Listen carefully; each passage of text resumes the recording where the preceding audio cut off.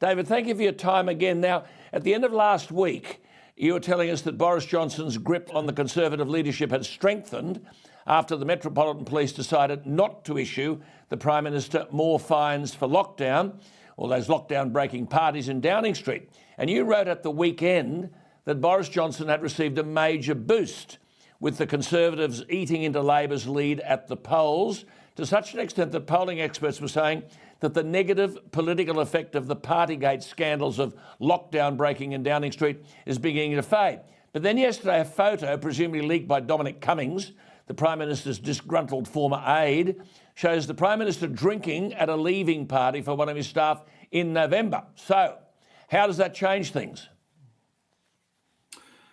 I'll tell you, it's like a yo-yo. It's you never quite know where things are going to stand. So yes, you're right. At the end of last week, just one fine, essentially for having cake for 9 minutes on his birthday, and it looked like Boris was on the clear. He didn't even eat the cake. That's the great irony of it. I mean, it's like, but you know, this week, the photos start emerging. We have a big report due to be published any moment, you know, and it's MPs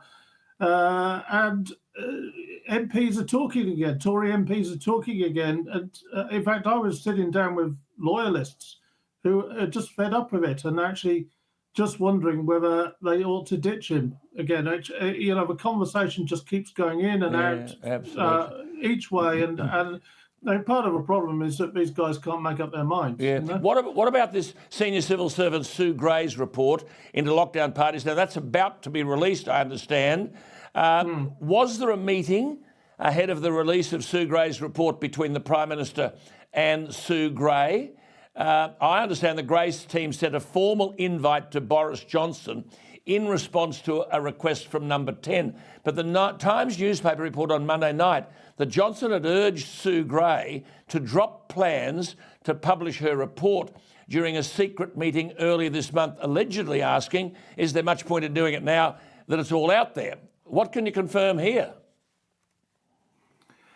Well, Downing Street have denied the Times story. That doesn't mean that it's not true. But certainly the meeting happened, and Downing Street suggested that Sue Gray had asked for it, and actually it was them who wanted it. So you know, there's a bit of trickery going on there anyway. But you know, I think that there is a feeling here for a lot of people is that we just want to move on from this nonsense. It's sucking the life out of a government. They can't get on with the important stuff. You know, we've got a cost of living crisis, you know, like every other Western country. We've got things getting out of hand, and we're obsessing about a few drinks. Well, I think this Dominic Cummings, I mean, he's a grub, isn't he? He wrote on his blog that photographs would soon emerge that show Boris Johnson had, quote, obviously lied to the Commons and possibly to the cops. Now, I suppose the fact that Cummings has worked at Downing Street means he would have potentially damaging material to leak. How damaging to Johnson is this Dominic Cummings?